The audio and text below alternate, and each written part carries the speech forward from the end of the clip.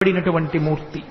అటువంటి మహానుభావుడు ఏ చేతితో దశావతారాలలో ఉద్ధరించాడో ఆ స్వామి దర్శనమే దశావతార దర్శనము.